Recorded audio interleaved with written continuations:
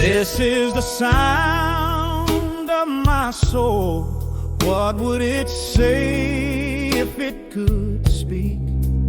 Are there words to describe its cry when the spirit grows weak? There is only one God who hears the sound that no one else can know. Allow it to cry out to Him, because He is God. He hears the soul.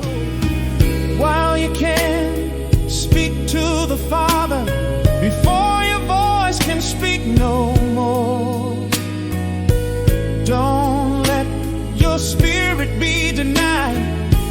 Knock on heaven's door. He will wipe away every tear.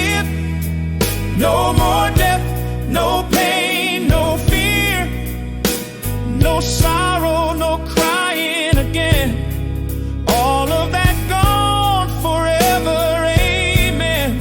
It's not the cry of the